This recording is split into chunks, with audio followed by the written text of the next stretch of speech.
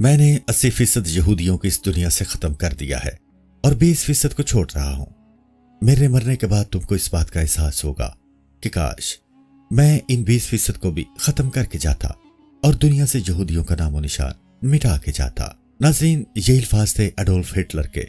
دوستو، ہٹلر کا نام سنتے ہی ذہن میں یہ خیال آتا ہے کہ اس نے بڑے پیمانے پر یہودیوں کا قتل عام کیا تھا، مگر آخرکار ہٹلر یہودیوں سے نفرت کیوں کرتا تھا اور اس نے یہودیوں کو جرمنی سے کیوں نکالا؟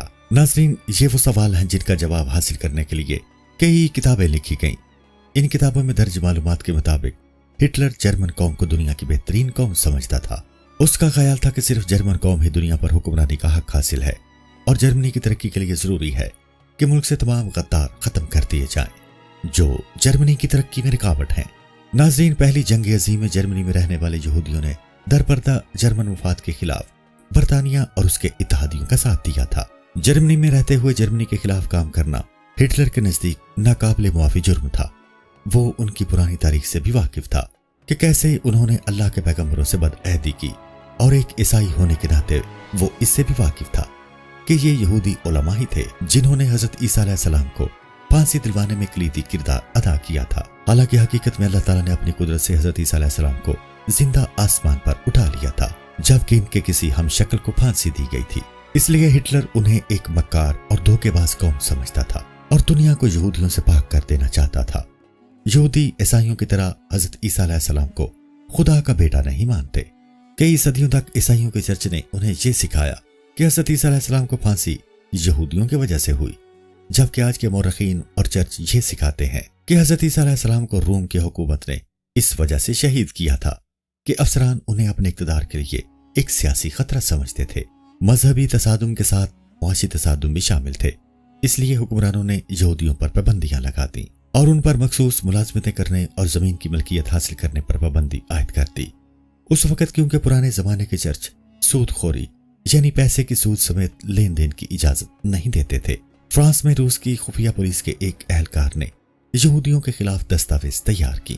ان میں یہ کہا گیا کہ یہودی پوری دنیا پر قبضہ کرنے کی سازش کر رہے ہیں۔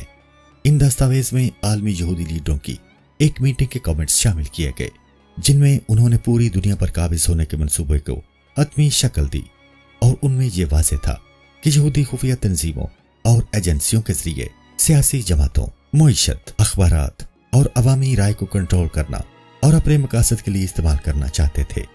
ان دستاویز کو دنیا کے مختلف ممالک میں شائع کیا گیا، جن میں ریاستہائے متحدہ امریکہ بھی شامل تھا۔ 9 نومبر 1938 کی رات کو جرمنی بھر میں یہودیوں کے خلاف تشدد شروع ہو گیا۔ بظاہر یہ کسی منصوبے کے تحت نہیں ہوا تھا، یہ ایک یہودی کے ہاتھوں پیرس میں ایک جرمن افسر کے قتل پر جرمنوں کے غصے کا نتیجہ تھا۔ 2 دنوں میں 250 سے زائد یہودی عبادت گاہیں جلائی گئیں، 7000 سے زائد یہودی کاروباروں میں لوٹ مار کی گئی اور انہیں تباہ کر دیا گیا۔ درجنوں یہودیوں کو مار دیا گیا اور یہودی قبرستانوں، ہسپتالوں، اسکولوں اور گھروں کو لوٹا گیا، جبکہ پولیس اور فائر بریگیڈ کی گاڑیاں دیکھتی ہی رہیں۔ سڑکوں پر بکھرے ہوئے دکانوں کی کھڑکیوں کے شیشوں اور کرچیوں کی وجہ سے اس رات کو کرسٹل نائٹ یعنی ٹوٹے ہوئے شیشوں کی رات کہا جانے لگا۔ ناظرین، اس کے بعد صبح جرمنی کے 30,000 یہودی مردوں کو یہودی ہونے کے جرم میں گرفتار کر کے حراستی کیمپوں میں بھیجا گیا، جہاں ان میں سے سینکڑوں افراد مار دیے گئے۔ کچھ یہودی عورتوں کو بھی گرفتار کر کے مقامی قید خانوں میں بھیج دیا گیا۔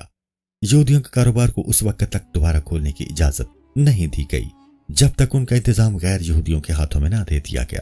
یہودیوں پر کرفیو لگا دیے گئے، جن کی وجہ سے ان کے گھروں سے نکلنے کے اوقات محدود ہو گئے۔ ٹوٹے ہوئے شیشوں کی رات یعنی کرسٹل نائٹ کے بعد جرمنی اور آسٹرین یہودی بچوں اور نوجوانوں کی زندگی اور بھی مشکل ہو گئی۔ ان پر پہلے ہی عجائب گھروں، عوامی پارکوں اور تحریکی کے پولوں پر داخلے پر پابندیاں لگا دی گئی تھیں۔ اب انہیں سرکاری سکولوں سے بھی خارج کر دیا گیا۔ اپنے والدین کی طرح یہودی نوجوانوں کو بھی جرمنی میں مکمل طور پر علیحدگی کا سامنا کرنا پڑا۔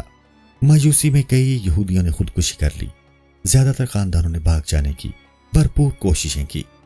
ناظرین، 17,000 کے قریب پولش یہودیوں کو جرمنی سے نکال دیا گیا۔ یہ سب ان کی جرمنی کے خلاف سازشوں اور پرتشدد حملوں میں ملوث ہونے کے بعد کیا جا رہا تھا۔ یہودیوں کی نشاندہی کر کے انہیں سرکاری عہدوں سے برطرف کر دیا گیا۔ ایڈولف ہٹلر کے چانسلر بننے کے 2 مہینے بعد اپریل 1933 میں منظور کیے جانے والے قوانین پر عمل درآمد شروع کیا گیا۔ ان قوانین میں ایک آریان پیراگراف شامل تھا جس میں سماج کے مختلف شعبوں سے یہودیوں کو نکال پھینکنے کا انتظام کیا گیا تھا۔ حکومت کے تمام ملازمین کو اپنی آریان نسل کے ثبوت میں دستاویز پیش کرنے کی ضرورت پڑ گئی۔ پہلی دفعہ قانون میں یہودی کی تعریف فراہم کی گئی تھی۔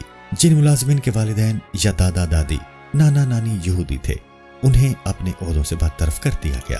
17 اگست 1938 کو یہودیوں کے لیے یہودی نام اپنانا لازمی قرار دے دیا گیا۔ جرمنی کی حکومت نے ان تمام یہودیوں کے لیے جو اپنے پہلے ناموں سے فوری طور پر یہودی ظاہر نہیں ہوتے تھے، اپنے پہلے نام کے بعد ایک یہودی نام کا اضافہ کرنا ضروری قرار دیا۔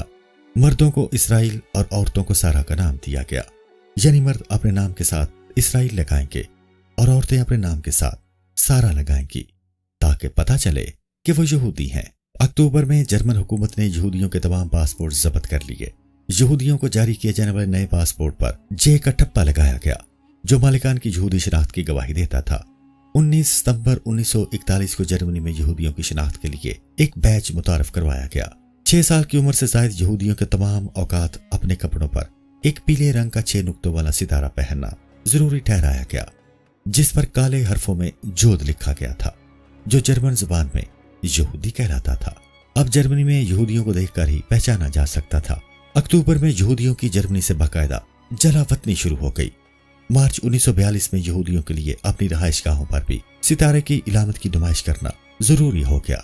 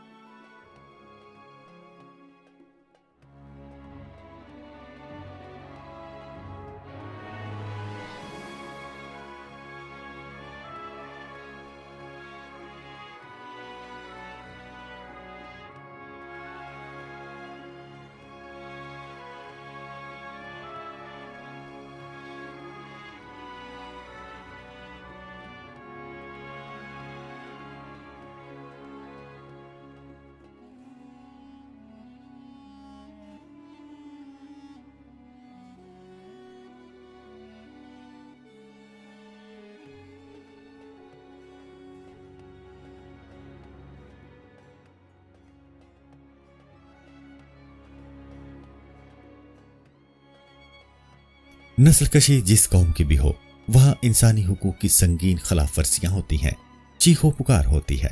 بچوں کے سامنے ماں باپ کا قتل اور ماں باپ کے سامنے بچوں کا قتل، بھائیوں کے سامنے بہنوں کی عصمت دری، بالکل ویسے جیسے صابرا اور شنتیلا کے کیمپس میں مسلمانوں کی گئی۔ مگر مسلمانوں کے خون کو یہودی کیچپ زدہ مزیدار بچے کہتے ہیں، جبکہ اپنے بچوں پر آنسو بہاتے ہیں۔ کہا جاتا ہے کہ جب یہودی پناہ گزین بنا کر فلسطین میں بھیجے گئے تو پوری دنیا کی جیلوں سے سفاک قاتل اور ذہنی مریض ڈھونڈ ڈھونڈ کر فلسطین بھیجے گئے۔ ان لوگوں میں انسانیت نام کی کوئی چیز نہیں تھی۔ خون کو جوس کہتے تھے اور انسانی گوشت کو پورک کا نام دیتے تھے۔ یہ اس حد تک سفاک تھے کہ انہیں ہی اسرائیل کی فوج میں اعلیٰ افسران بنا کر بھیجا گیا۔ انہوں نے جب فلسطین کی آبادی پر ظلم ڈھائے اور اقوام متحدہ ایک منافق کی طرح انہیں گھیر کر ان کے گھروں سے نکال کر لے گیا، ان مسلمانوں کے گھروں پر یہودیوں کے قبضے ہو گئے۔ پھر ایک بار جب مہاجرین کیمپس میں کسی اسلامی تہوار کے موقع پر خوب تیز آواز میں خوشیاں منانے کی آڑ میں گانے چلائے گئے، ایک فلسطینی جو کہ فلسطین کے سفارتکار بھی رہے اور آج کل جامعہ ازہر میں پروفیسر ہیں، انہوں نے بتایا کہ ان گانوں کی آڑ میں مسلمانوں کی چیخیں کسی کو سنائی نہ دی۔ یہودی مسلمانوں کے خیموں میں گھسے، کسائیوں کی طرح مسلمانوں کو ذبح کیا۔ جب تھک گئے تو پھر شراب پینے لگے، شراب پیتے، اپنے اوپر انڈیلتے، کہے لگاتے اور پھر ناچتے ہوئے مسلمانوں میں گھس گئے۔ یہودیوں نے اس قتل عام کو ایک تہوار کی طرح بنایا۔ صبح ان کیمپس میں صرف انسانی گوشت اور خون تھا۔ لاشوں کو اس طرح مسلا گیا کہ کسی بھی انسان کی پہچان ممکن نہ تھی۔ تمام جسمانی اعضاء کو اجتماعی قبر میں دفن کر دیا گیا۔ مرنے والوں کے گھروں، باغات اور کھیتوں پر